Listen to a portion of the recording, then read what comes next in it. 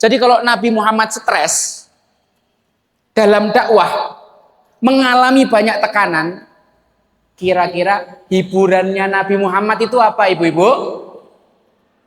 Hiburannya Nabi Muhammad apa? Hiburannya Nabi adalah sholat dan baca Al-Quran. Nabi Muhammad kalau stres, obatnya baca Quran. Kita ini sekarang baca Quran malah stres. Loh, saya enggak bohong ini. Allah Subhanahu wa taala berfirman di dalam surat Hud, "Wa kullan naqussu 'alaika min amba'ir rusuli ma nuthabbitu bihi fuadak." Seperti itulah wahai Muhammad, setiap kali kamu mendapatkan ujian dalam dakwah, kami selalu kisahkan kisah-kisah para rasul untuk menghibur hatimu, untuk meneguhkan hatimu, untuk menguatkan hatimu. Nabi Muhammad kalau stres, hiburannya baca Quran. Bismillahirrahmanirrahim. Rabbi shrah li sadri wa yassir li amri wahlul 'uqdatam min lisani yafqahu qawli. Rabbana zidna ilma warzuqna fahma. فنوينا التعلم والتعليم والتذكر والتذكير والنفع والانتفاع والإفادة والاستفادة والحث على التمسك بكتاب الله وسنة رسول الله والدعاء إلى الهدى ودلالة على الخير ابتغاء مرضات الله وقربه وثوابه سبحانه وتعالى ونوينا الاعتكاف في هذا المسجد ابتغاء وجه الله ونوينا صلة الرحم وزيارة الأحباب ابتغاء وجه الله يا فتاح يا عليم يا فتاح يا عليم افتح علينا فتوح العارفين يا فتاح يا عليم يا فتاح يا عليم افتح علينا فتحا قريبا يا أرحم الراحمين. Assalamualaikum warahmatullahi wabarakatuh.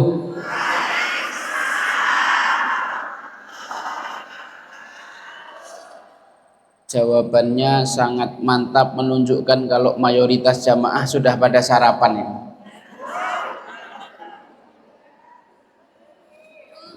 Sudah apa belum, Bu? Alhamdulillah. Nggak, ini bukan gara-gara udah sarapan, gara-gara emang semuanya semangat.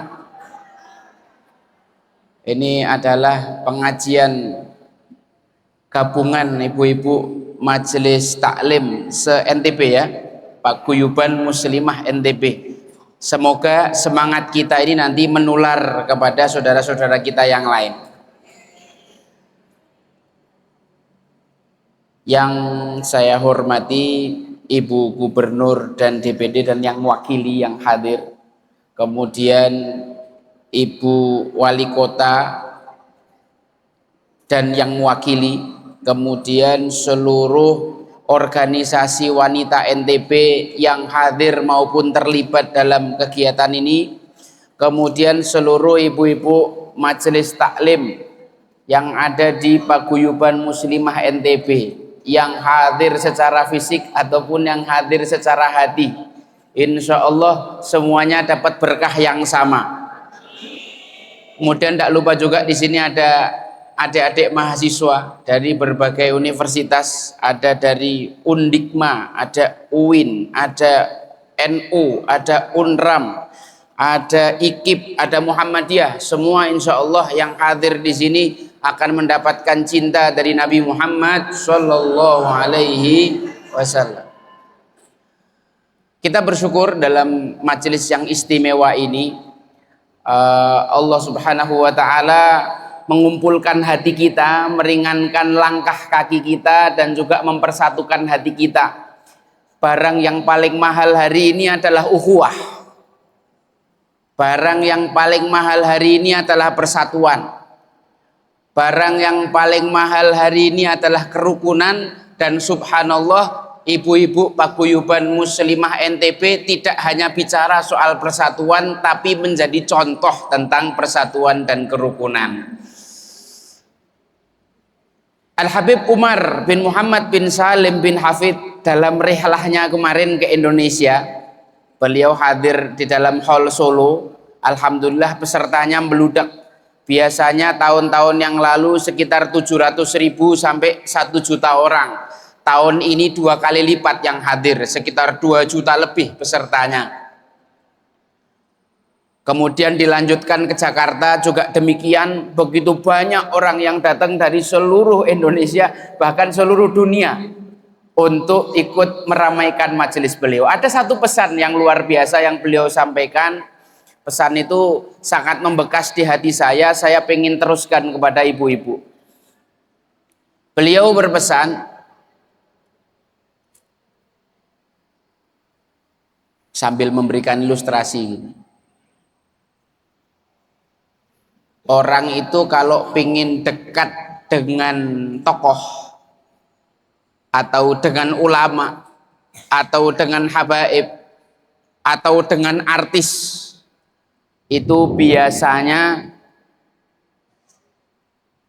proses menuju ke situ tidak mudah, harus lewat protokol. Misalkan saja Ustadz Abdul Somad datang ke sini, sekedar mau ketemu kan hanya orang-orang khusus, panitia-panitia yang bawa kartu khusus. Itu kalau kita yang pingin ketemu.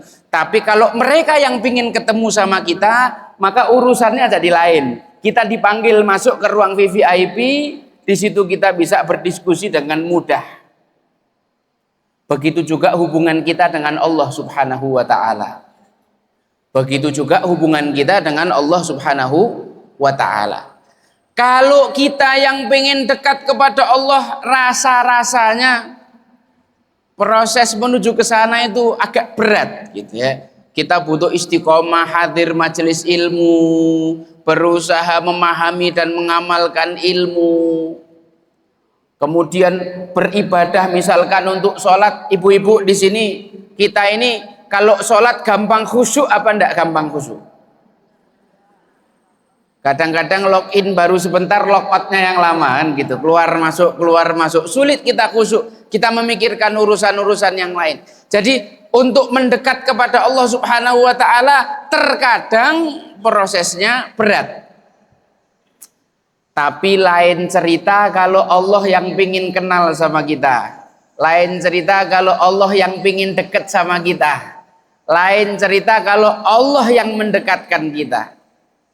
Apa tandanya, kata beliau, apa ciri-cirinya Allah itu pingin dekat sama kita? Apa ciri-cirinya? Apa tandanya Allah pingin dekat sama kita? Ayuhal jamaah yang dirahmati Allah, Al-Habib Umar mengatakan bahwa tandanya adalah Allah mendekatkan kita dengan orang-orang yang soleh. Allah mendekatkan kita dengan para ulama. Allah mendekatkan kita dengan para aulia, para kekasih-kekasihnya Allah Subhanahu wa Ta'ala. Semoga kumpulnya kita di sini yang selalu kita istiqomahi ini menjadi pertanda bahwa Allah cinta kepada kita, Allah sayang kepada kita, Allah ingin mendekatkan kita dengan cara kita didekatkan dengan orang-orang soleh. Guru saya juga menyampaikan tentang ayat may yahdillahu fahuwal muhtad wa may yudlil falan tajidalahu waliyan mursyida. Barang siapa yang disesatkan oleh Allah, wa may yudlil, barang siapa yang disesatkan oleh Allah, wa may yudlil falan tajidalahu waliyan mursyida, maka ciri-cirinya dia tidak memiliki guru yang wali, yang mursyid. Ahlan wa sahlan umi, ahlan wa sahlan. Selamat datang. Insyaallah.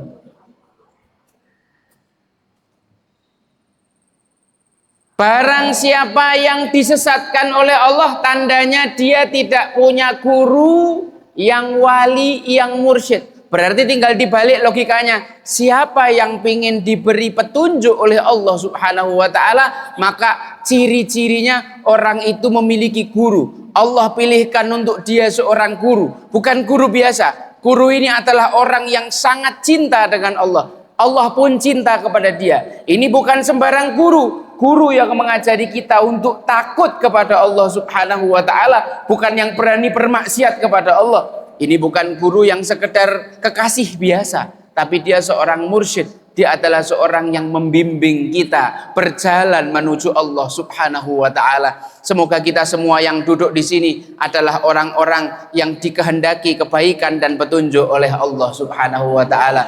Kita selalu didekatkan oleh orang soleh, kita didekatkan dengan para alim ulama, kita didekatkan dengan para pewarisnya Nabi Muhammad sallallahu alaihi wasallam. Sebelum saya masuk tentang topik kita, oh, enak ini apa ini? Ini siap, Amit.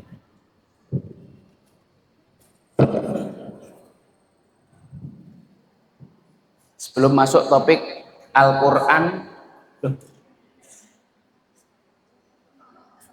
untuk Al-Quran untuk kesehatan jiwa, kurang untuk itu.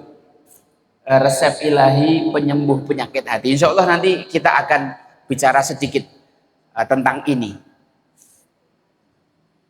Tapi izinkan sebelum itu Al-Fakir menceritakan satu kisah. Nabi Muhammad Shallallahu Alaihi Wasallam itu dulu khutbah Jumatnya bersandar pada batang pohon kurma. Khutbah Jumatnya bersandar pada batang pohon kurma. Suatu hari para sahabat radhiyallahu anhum membuatkan mimbar untuk Nabi. Di Jumat berikutnya Nabi Muhammad khutbah di atas mimbar. Di tengah-tengah khutbah tiba-tiba ada suara tangisan seperti tangisan bayi. Subhanallah, jamaah tengok kanan tengok kiri, ini anaknya siapa ini yang nangis? Ternyata di masjid tidak ada anak yang nangis. Setelah dicek sumber suara itu ternyata berasal dari batang pohon kurma yang biasa dipakai sandaran oleh Nabi. Pohon kurma itu menangis karena merindukan Nabi, kangen sama Nabi. Biasanya pohon itu bersentuhan dengan kulit, dengan punggungnya Nabi yang mulia. Tapi kenapa Jumat ini tidak? Maka pohon itu nangis. Setelah itu pohon itu dipanggil sama Nabi, dipeluk sama Nabi, maka pohon itu pun berhenti menangis dan disuruh kembali lagi ke tempatnya.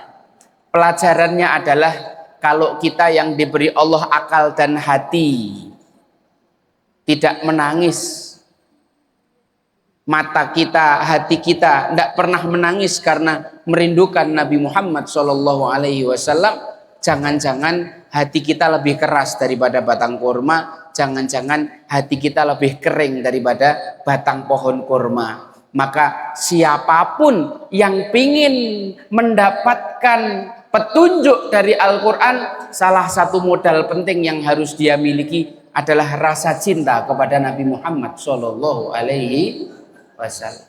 Seseorang akan dikumpulkan bersama orang yang dia cintai. Saya mau tanya, ini ilustrasi.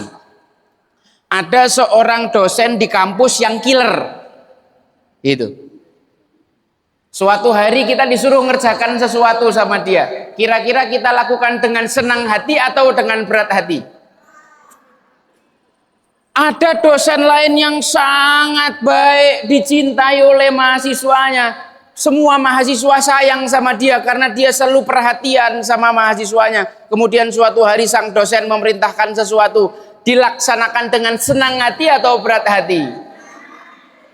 Kira-kira dosen itu tadi sama Nabi Muhammad baik mana? Peduli mana dosen sama Nabi Muhammad sama kita? Yang lebih sayang sama kita, ibu kita atau Nabi Muhammad? Ayah kita atau Nabi Muhammad? Semua Nabi menggunakan doa mustajabnya untuk keselamatan diri dan untuk kehancuran kaumnya kecuali Nabi Muhammad. Nabi Muhammad menyimpan doa paling mustajabnya sebagai syafaat buat umatnya nanti di hari kiamat. Kita semua ini umat Nabi, insya Allah nanti di hari kiamat semuanya kita dapat syafaat dari Nabi Muhammad. Sampai segitu Nabi mikirkan kita, sampai segitu Nabi mencintai kita. Nabi sampai nangis karena memikirkan umatnya. Nabi pingsan, bangun yang ditanyakan umatnya. Bahkan ketika menjelang wafat pun yang ditanyakan ummati, ummati. Cuma kadang-kadang kita umatnya ini tidak sebegitu mencintai Nabi. Kita kurang belajar tentang Nabi. Kita kurang kepo soal Nabi. Lebih kepo artis Korea kita daripada mencari tahu tentang Nabi. Kita belum betul-betul kenal sama Nabi. Jadi kita belum terlalu cinta sama Nabi. Makanya masih banyak di antara kita yang berat melaksanakan sunnah-sunnahnya Nabi Muhammad. Masih berat mau membaca Al-Quran yang merupakan petunjuk yang diturunkan kepada Nabi Muhammad. Semoga kisah pendek tadi menjadi pengingat kepada kita, pengingat untuk kita untuk selalu meningkatkan kualitas cinta kita kepada Nabi Muhammad, kerinduan kita kepada Nabi Muhammad, karena kita akan dikumpulkan bersama orang yang kita cintai. Almar'u ma'aman ahab. Seorang akan dikumpulkan bersama orang yang dia cintai.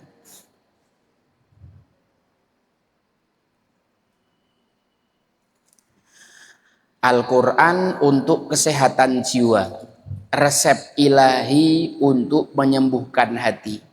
Hari ini banyak muncul penyakit-penyakit aneh, penyakit-penyakit jiwa aneh yang entah belum ada sebelumnya atau sudah ada tapi hari ini ada istilah-istilah barunya.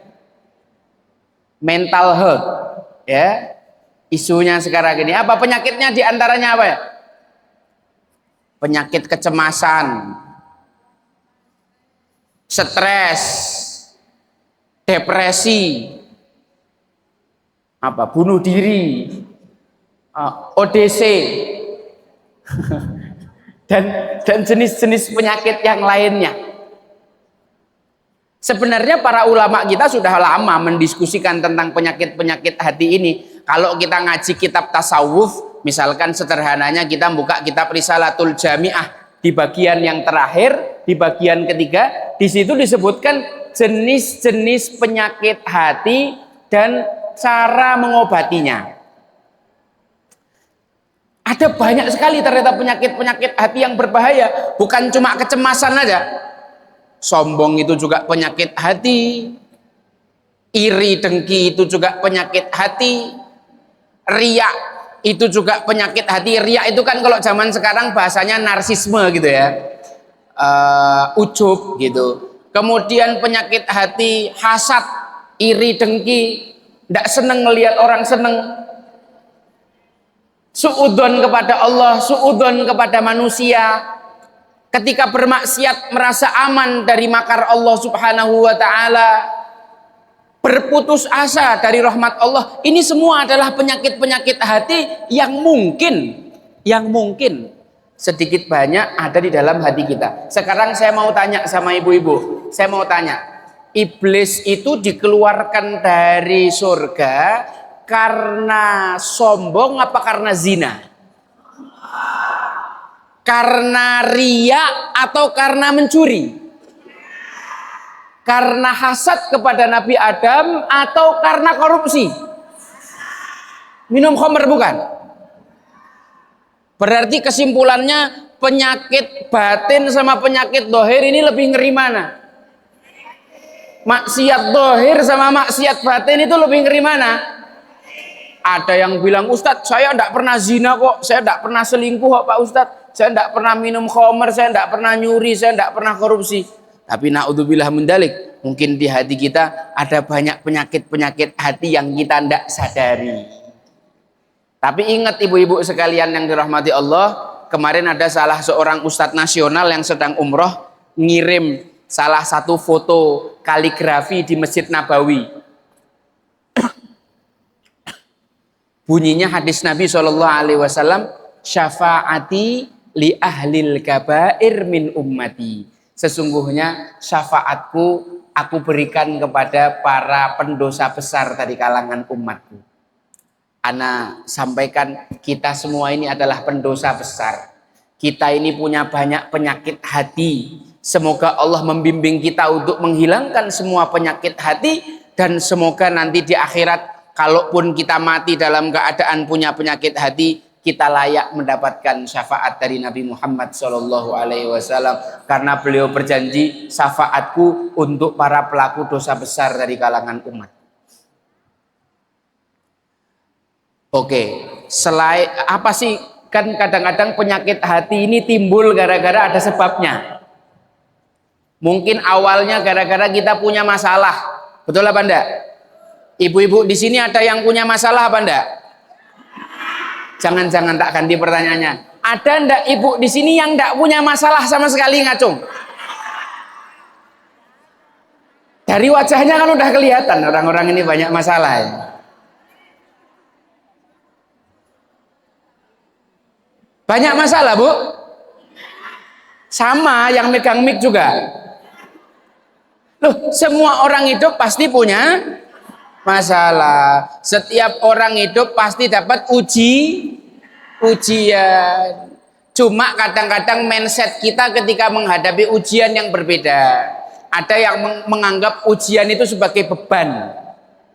Tapi ada yang menganggap ujian itu bentuk cinta dari Allah Subhanahu wa ta'ala. Allah lewat lisan nabinya mengatakan, innallaha idza ahabba abdan ibtalah.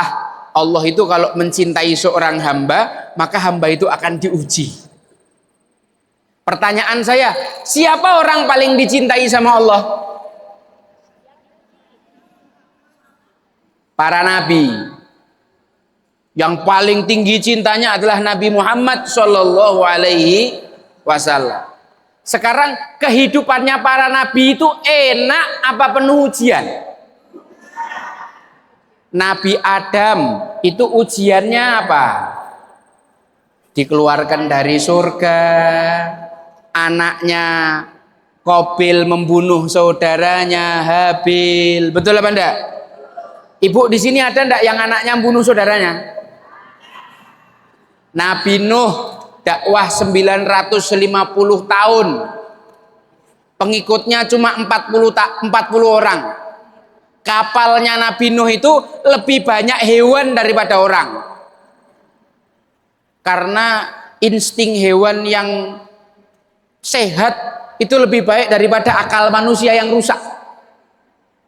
Buktinya kapalnya Nabi Nuh lebih banyak hewan daripada manusia. Berdakwah 950 tahun, anaknya kafir, istrinya kafir. Kalau hari ini kita ada yang diuji dengan pasangan kita, itu Nabi Nuh juga diuji dengan pasangannya. Ini istrinya bukan cuma nakal biasa, ini kafir ini. Memusuhi dakwahnya Nabi Nuh. Bahkan orang yang paling pertama kali menjuluki Nabi Nuh itu orang gila adalah istrinya. Nabi Lut juga begitu. Menghadapi kaum yang LGBT. Betul apa enggak?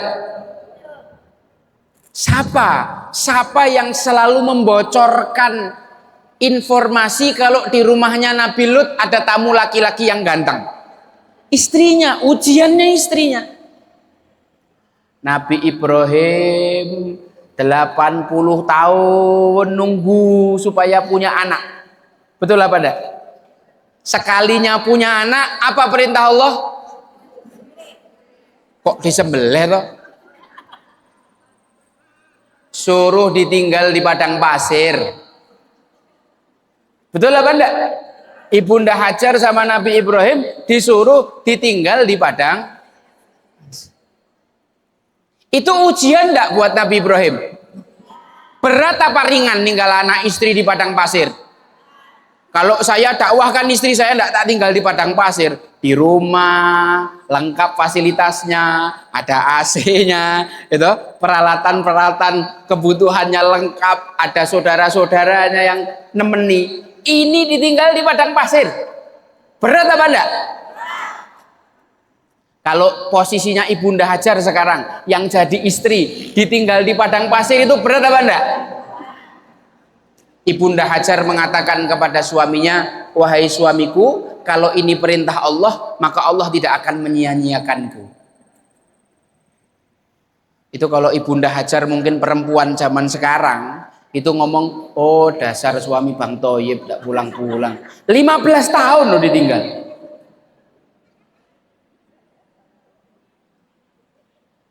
Tapi Ibunda Hajar mendidik anaknya ini Nabi Ismail dengan pendidikan yang luar biasa. Setiap hari anaknya dikasih tahu, nak, ayahmu seorang nabi, ayahmu seorang rasul, ayahmu seorang dai ilallah, ayahmu adalah orang besar. Mimpinya nabi itu wahyu, nak. Makanya 15 tahun berikutnya ketika Nabi Ibrahim datang, kemudian begitu datang langsung mimpi menyembelih anaknya. Sip, terima kasih ya. Pengertian sekali panitia.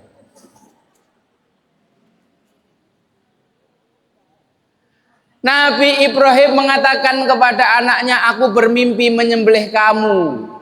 Nabi Ismail anak soleh ini mengatakan, ya abatif al-ma tu'mar, wahai ayah, laksanakan apapun yang Allah perintahkan padamu. Karena Nabi Ismail tahu mimpi seorang nabi adalah wahyu. Wahai ayah, jangankan cuma disembelih, kalau Allah perintahkan untuk memutilasi, laksanakan wahai ayah. Kau insya Allah akan mendapatiku sebagai orang yang sabar. Ini kalau Nabi Ismail anak-anak Gen Z zaman sekarang diceritani sama ayahnya, aku menyembelih kamu, nak. Itu kira-kira jawaban Nabi Ismail apa? Ayah ini cuma mimpi aja loh, kok serius banget. Atau mungkin dia kabur. Atau Nabi Ismail akan playing victim. Aku ini fatherless. Tidak pernah dapat sentuhan seorang ayah. Ente sekali-kalinya datang mau nyembelih. Ayah jenis apa kamu? Itu kalau Nabi Ismail adalah anak yang tidak dididik oleh wanita solehah, tidak dididik dengan iman. Tapi ujian seperti itu tidak membuat Nabi Ismail merasa aku ini fatherless, tidak punya ayah, kurang sentuhan seorang ayah. Nabi Ibrahim ujiannya bapaknya sendiri, bapaknya kafir. Nabi Yusuf ujiannya saudara-saudaranya sendiri, 10 orang sekongkol untuk memisahkan dia dari ayahnya, dimasukkan ke dalam sumur, dikeluarkan, dijual jadi budak, mengalami kehidupan yang sangat berat, mengalami human trafficking kan, dijual jadi budak tuh. Kemudian apa lagi?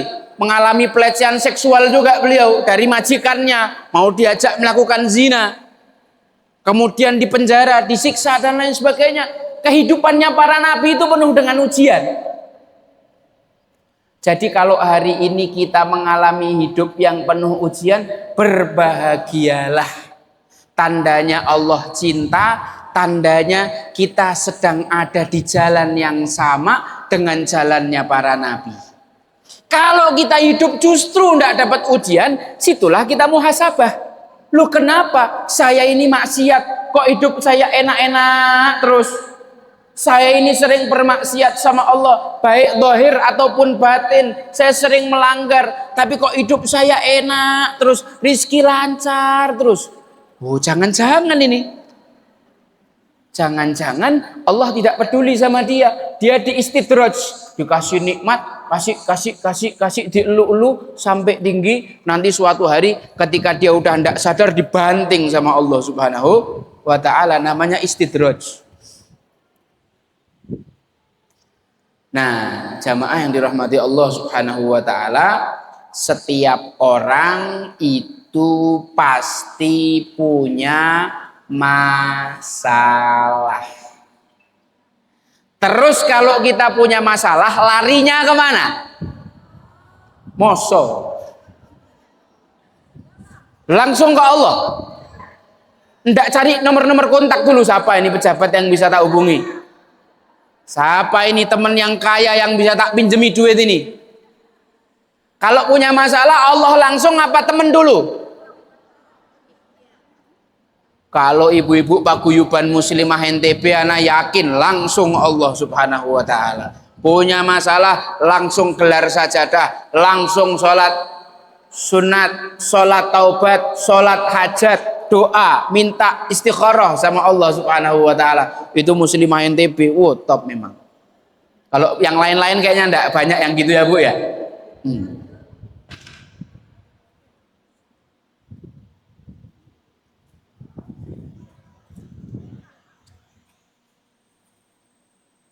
Salah satu ini guru saya menyebutkan, kalau kamu pingin curhat sama Allah maka sholat.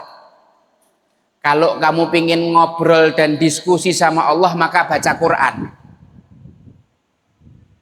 Maka tradisinya para nabi-nabi terdahulu, seberat apapun ujian yang mereka alami, yang mereka lakukan adalah bermunajat kepada Allah Subhanahu wa ta'ala. Munajat itu artinya curhat, cerita. Kalau bahasa Jawanya itu ngudoroso, curhat. Banyak curhatnya, sedikit doanya. Itu para nabi. Banyak curhatnya, sedikit doanya. Seperti contohnya Nabi Ayub ketika sakit. Nabi Ayub itu ketika sakit, itu Al-Quran menceritakan, wa ayyuba idnada rabbahu anni massaniyadurru wa anta arhamur rahimin fastajabna lahu fakashafna ma bihi min durri wa atainahu ahlahu wa mithlahum wa mithlahum ma'ahum rahmatan min indina wa dzikra lil abidin. Wa Ayyuba, dan Nabi Ayyub, idznada rabbahu, ketika dia bermunajat kepada Tuhannya, anni massaniyaddur, ya Allah, aku ini kena penyakit yang berbahaya yang mengancam nyawaku. Nabi Ayub doanya setelah 20 tahun sakit. Munajatnya, curhatnya, ngadunya sama Allah setelah 20 tahun sakit. Orang-orang bilang, kenapa antum ndak doa aja sekarang? Wong doanya Nabi itu mustajab. Kata Nabi Ayub, saya malu dikasih sehat 60 tahun, masa baru 20 tahun sakit udah minta sembuh. Ini adabnya para nabi. Kalau kita ini kan sehat 60 tahun baru sakit seminggu, ya Allah, kenapa harus saya mengalami penyakit yang seperti ini, ya Allah. Dia kayak orang paling menderita di alam semesta. Dia ndak malu ngeluhnya itu. Dibanding nikmat yang Allah berikan, tidak sebanding. Nabi Ayub mengadu, ya Allah, aku ini mengalami sakit yang membahayakan nyawaku. Wa anta arhamur rahimin, dan engkau adalah zat yang maha pengasih lagi maha penyayang, yang paling penyayang di antara semua yang penyayang. Coba doanya yang mana doanya? Mintanya apa mintanya? Tidak ada permintaan apa-apa di situ. Beliau cuma curhat lalu memuji Allah. Allah itu zat yang maha pengasih lagi maha penyayang. Lalu ayat berikutnya Allah berfirman, fastajabna lahu, maka kami kabulkan doanya. Padahal tadi tidak ada doa yang disebutkan. Tidak ada minta sembuh. Bu, kalau kita punya anak yang kita cintai, ini anaknya soleh, nurut, tidak neko-neko. Kalau dikasih sesuatu sama orang tuanya dimanfaatkan dengan baik, contohnya bolpen atau pensil, dipakai pensil sampai kecil. Ini anak sayang sama bapaknya, bapaknya juga sayang betul sama dia. Ini pensil udah mau habis. Kira-kira anak ini harus bilang sama bapaknya minta pensil, atau bapaknya akan langsung belikan pensil? Kalau hubungan kita sama Allah baik, kita tidak perlu minta macam-macam. Allah tuh lebih tahu kebutuhan kita. Allah tuh lebih tahu keinginan kita. Allah bisa kasih tanpa kita perlu sebut. Betul apa enggak? Nah, inilah kisah-kisah Al-Quran yang memberikan panduan kepada kita Oh, para nabi itu ujiannya lebih berat daripada kita. Kemudian sikapnya dan caranya menghadapi ujian itu jauh lebih baik daripada kita. Maka ketika kita sedang mengalami ujian, yang kita pikir misalkan, oh kita sakit. Ah, sakit kita tidak seberat Nabi Ayub. Gimana sih Nabi Ayub ketika minta sembuh kepada Allah? Oh, adabnya seperti itu. Kita tiru adabnya. Gitu ya ibu-ibu ya, bapak ibu sekalian ya. Satu lagi kisah terakhir. Satu lagi kisah terakhir. Ibu-ibu semua yang datang di sini yang bawa Al-Quran atau di HP-nya ada Al-Quran, silahkan buka surat Yusuf ayat 100. Silahkan buka surat Yusuf ayat 100. Sudah belum? Belum. Surat Yusuf surat ke-12 ayat 100.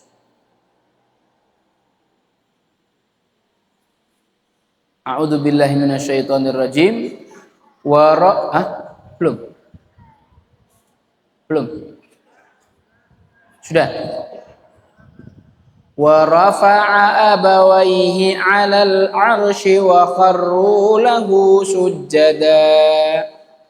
Qala ya abati hadza ta'wilu ru'yaya min qablu qad ja'alaha rabbi haqqan wa qad ahsana bi id akhrajani minas sijni wa jaa'a bikum minal badu min ba'di an nazagha asy-syaitanu baini wa baina ikhwati Inna rabbi latiful lima yasha Innahu huwal alimul hakim. Yang kita lihat adalah satu kata. Di situ Allah menyebutkan wa qad ahsana bi idz akhrajani minas sijin. Dan Tuhanku selalu berbuat baik kepadaku, terutama ketika aku dikeluarkan dari penjara. Tuhanku selalu berbuat baik kepadaku. Kalau kita membaca surat Yusuf, itu dari awal sampai akhir semuanya tidak ada yang cerita baik. Semuanya tuh cerita-cerita yang cerita-cerita yang tidak enak. Betul apa enggak? Nabi Yusuf mimpi. Setelah beliau mimpi, apa yang terjadi? Saudara-saudaranya pada hasad. Betul apa enggak? Dihasati orang itu enak apa enggak enak? Baik apa enggak baik? Hasadnya bukan hasad biasa. Saudaranya sampai berkumpul, bersekongkol untuk memisahkan Nabi Yusuf dari orang tuanya. Beliau dibawa ke hutan, dilucuti bajunya, dipukuli, ditendang sampai berdarah-darah, kemudian dimasukkan ke dalam sumur. Itu baik apa enggak baik? Oke, diambil sama musafir, disembunyikan sebagai dagangan, kemudian dijual ke Mesir sebagai budak. Dijual jadi budak itu enak apa enggak enak?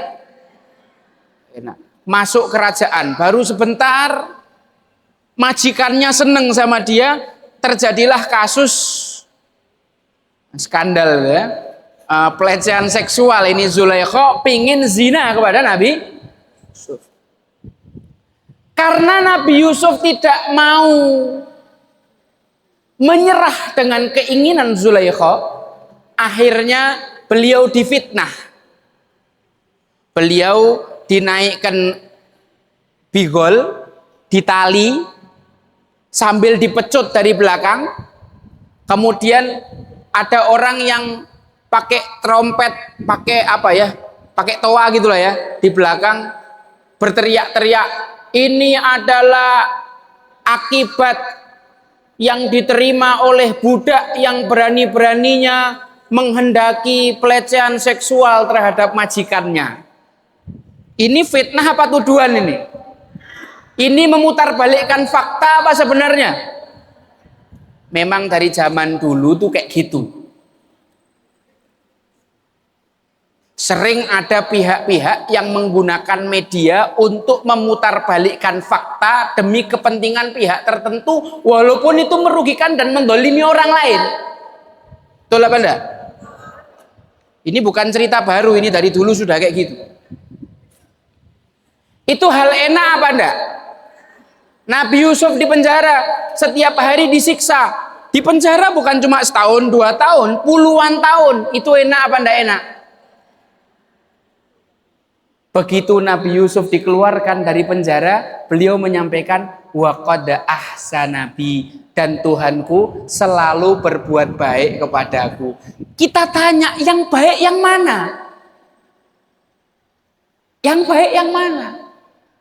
Kalau kita ngelihat pakai kacamata kita sebagai manusia biasa, maka apa yang dialami Nabi Yusuf semuanya adalah tidak enak, tidak baik. Tapi kalau kita ngelihat pakai kacamatanya Allah, seandainya Nabi Yusuf tidak dimasukkan sumur, beliau tidak akan dijual ke Mesir.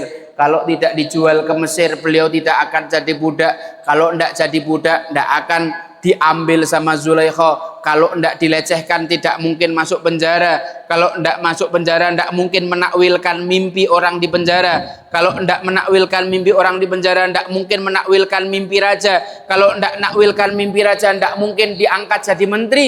Kalau tidak diangkat jadi menteri, ketika terjadi musim paceklik di Syam, maka orang-orang di Syam mungkin akan mati semuanya. Tidak ada tokoh yang menyelamatkan Mesir dari krisis, yaitu Nabiullah Yusuf alaihi salam. Bukan cuma Mesir yang diselamatkan, tapi Syam. Syam itu 8 negara. Lebanon, Yordania, Palestina, Suriah, sebagian Mesir, sebagian Saudi, sebagian Turki, sebagian Irak. Antara Sungai Nil dan Sungai Efrat itu negeri Syam. Makanya kenapa bendera Israel itu garis biru 2, terus ada bintang David di tengahnya. Karena Israel punya ambisi untuk menguasai negeri Syam, punya rencana untuk menguasai negeri di antara 2 sungai itu tadi. Nabi Yusuf mendapatkan semua hal yang tidak enak, tapi yang diucapkan wa qad ahsana bi, Tuhanku selalu berbuat baik kepadaku. Cuma kan kalau kita ini salah satu dosa yang paling sering kita buat di dalam hati ini kan suudzon kepada Allah. Salah satu dosa yang paling besar dan yang paling sering kita perbuat di dalam hati ini adalah suudzon kepada Allah. Ketika ngalami sesuatu suudzon kepada Allah, kok gini ya Allah? Kok saya ya Allah? Kok seberat ini ya Allah? Kenapa sekarang? Kenapa ndak besok ya Allah? Orang-orang yang ngomong kayak gini seakan-akan orang yang mempertanyakan keadilan Allah. Allah tuh ndak adil. Allah tuh ndak tahu cara ngatur manusia dengan baik. Gitu ndak? Kak Tuan? Gitu kan? Itu kan jahat namanya. Lawang seandainya ada tuan guru yang sangat baik, terus kita katakan kau itu tuan guru yang tidak adil, yang jahat dan sebagainya, mungkin pengikut-pengikutnya akan tersinggung. Beliau pun juga akan tersinggung. Loh, ini Allah loh. Gimana mungkin kita punya prasangka buruk sama Allah? Padahal Allah adalah zat yang alimun hakim, maha mengetahui lagi maha bijaksana. Setiap menetapkan sesuatu, pasti ketetapan itulah yang paling baik. Jamaah yang dirahmati Allah Subhanahu wa taala, Al-Qur'an adalah petunjuk bagi manusia dan juga petunjuk bagi orang yang bertakwa. Petunjuk umumnya Al-Quran bisa diakses semua manusia, bahkan orang kafir sekalipun. Ada seorang orientalis namanya Joseph Ernest Renan. Itu di rumahnya dia punya ribuan buku. Hampir semua buku pernah dibaca. Akan tetapi di meja kerjanya ada satu buku yang dibaca ribuan kali, dia tidak pernah bosan. Kalau dia mau nulis tidak dapat inspirasi, dia baca buku itu. Buku itu adalah Al-Quran. Kalau orang kafir saja sampai sebegitu nagihnya dengan Al-Quran, masa sih kita orang muslim bacanya cuma setahun sekali pas Ramadan aja, itu pun cuma 3 hari. Kan malu. Akan tetapi petunjuk khususnya Al-Quran itu diberikan kepada orang yang bertakwa. Hudal lil muttaqin. Dzalikal kitabul la raiba fi hudal lil muttaqin. Sampai Al-Quran itu menjadi obat penyejuk jiwa yang mengobati penyakit hati, kita harus terlebih dahulu berusaha menjadi orang yang bertakwa. Orang yang bertakwa itu ciri-cirinya apa, Ustadz? Alladzina yu'minuna bil ghaib, beriman pada hal yang gaib, wa yuqimunas shalah, menjaga salatnya, wa mimma razaqnahum yunfikun, punya kebiasaan berinfak, walladzina yu'minuna bima unzila ilaika wa ma unzila min qablik, selalu ngaji, selalu belajar untuk memperbaharui keimanannya, wa bil akhirati hum yuqinun, dia beriman kepada hari akhir. Ibu-ibu, saya mau tanya, Nabi Muhammad itu dalam dakwah gampang apa sulit? Banyak yang seneng apa banyak yang mencaci? Yang memfitnah Nabi ada enggak? Yang ngeludahi Nabi ada? Yang nginjak kepalanya Nabi ketika sujud? Yang nyiksa Nabi? Yang ngelempari batu Nabi? Yang memerangi Nabi berkali-kali? Sekarang pertanyaannya, kalau Nabi Muhammad sedang mengalami ujian yang berat-berat itu, sampai hatinya sumpek, sampai hatinya suntuk, sampai beliau sedih, sampai beliau apa bahasanya? Kalau bahasanya Al-Quran, walaqad na'lamu annaka yadhiqu sadruka bima yaqulun. Kami tahu Muhammad, hatimu jadi sempit karena omongan mereka. Jadi kalau Nabi Muhammad stres dalam dakwah, mengalami banyak tekanan, kira-kira hiburannya Nabi Muhammad itu apa, ibu-ibu? Hiburannya Nabi Muhammad apa? Hiburannya Nabi adalah sholat dan baca Al-Quran. Nabi Muhammad kalau stres, obatnya baca Quran. Kita ini sekarang baca Quran malah stres. Loh, saya enggak bohong ini. Allah Subhanahu wa taala berfirman di dalam surat Hud, "Wa kullan naqussu 'alaika min amba'ir rusuli ma nuthabbitu bihi fuadak." Seperti itulah wahai Muhammad, setiap kali kamu mendapatkan ujian dalam dakwah, kami selalu kisahkan kisah-kisah para rasul untuk menghibur hatimu, untuk meneguhkan hatimu, untuk menguatkan hatimu. Nabi Muhammad kalau stres, hiburannya baca Quran. Kok ada ibu-ibu disuruh baca Quran malah stres? Ngaji terus. Kapan arisannya ini, nah? Bahaya ini orang. Kalau Al-Quran sebegitu dahsyatnya mengobati hati Nabi, kenapa kita baca berkali-kali Al-Quran tidak mengobati hati kita? Ini penutup banget, ini sudah paling terakhir ini. Udah paling penutup ini. Kontraknya 1 jam katanya. Oh, sampai jam 11 ya? Nanti kita pakai buat diskusi aja ibu-ibu ya. Diskusi biar lebih asik. Ini penutup banget, ini penutup materi. Allah Subhanahu wa taala ceritakan di dalam surat Al-Hadid, ayat yang sangat menggetarkan hati saya. Allah berfirman, "Alam ya'ni lil ladzina amanu an takhsha'a qulubuhum lidzikrillah." Apakah belum saatnya bagi orang yang beriman hatinya itu khusyuk tunduk kepada Allah Subhanahu wa taala? Apa belum waktunya? Wa ma nazala minal haqq. Bukankah Allah telah menurunkan Al-Quran, yaitu Al-Haq, yang semua isinya benar? Wala yakunu kalladzina utul kitaba min qablu. Orang-orang beriman, jangan jadi seperti ahli kitab terdahulu.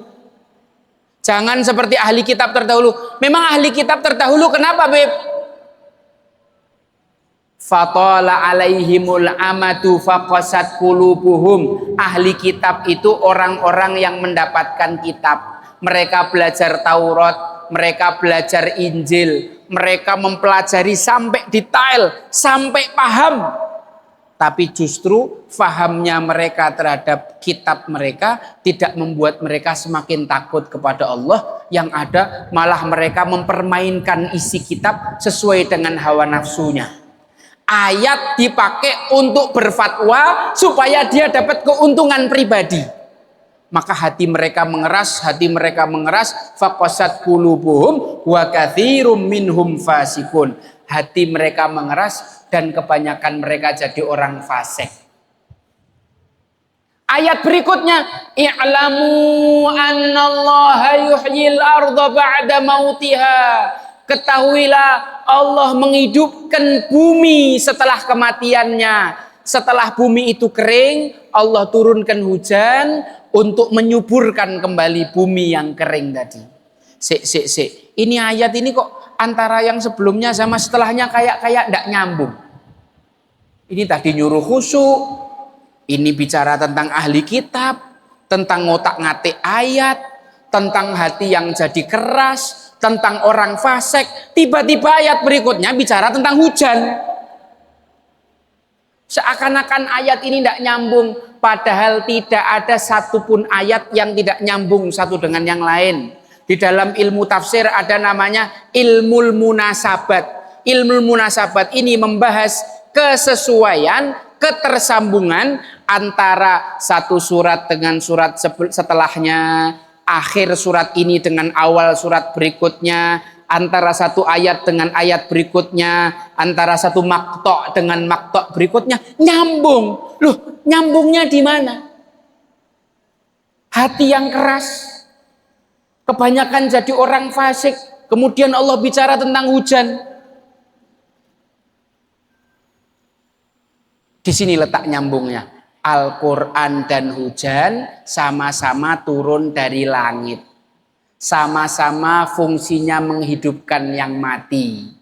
Hujan menghidupkan bumi yang mati, sedangkan Al-Quran menghidupkan hati yang mati. Mau semati apapun hatinya ahlu kitab itu, kalau mereka mau kembali mengakses petunjuk Al-Quran, maka hatinya akan hidup lagi seperti Allah menghidupkan bumi yang kering dengan turunnya hujan. Seperti itulah fungsi Al-Quran. Hari ini mohon maaf, kita baru di level belajar baca, mengistiqomahi baca, atau hari ini menjamur pondok tahfidz, menghafalkan Al-Quran. Tapi mohon maaf, kadang-kadang para penghafal Al-Quran ini akhlaknya justru bikin Al-Quran jadi terlihat jelek,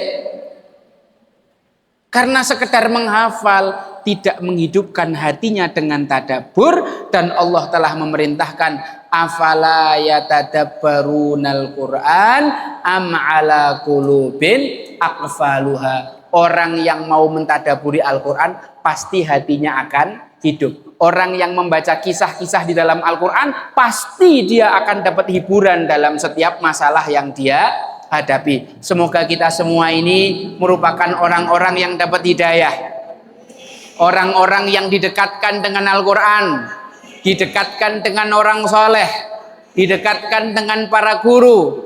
Dengan kedekatan kita kepada mereka, kita semakin faham Al-Quran.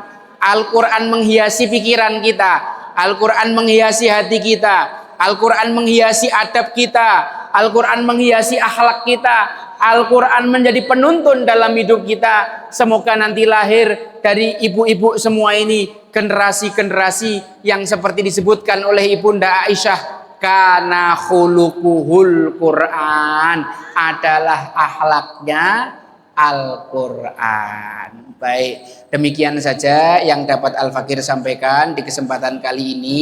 Setelah ini kita buka forum diskusi. Nanti di akhir insya Allah Al-Fakir ingin menyampaikan dua pengumuman, ya, insya Allah menyampaikan dua pengumuman, semuanya terkait usaha kita untuk membumikan Al-Quran. Tapi sebelum itu kita akan kembalikan dulu kepada MC untuk dibuka forum diskusi atau tanya jawab. Wallahu alam bisawab. Kalau banyak kurang itu karena kebodohan saya, benarnya dari Allah, saya tak punya saham. Kalau ada yang menyinggung minta maaf. Assalamualaikum warahmatullahi wabarakatuh.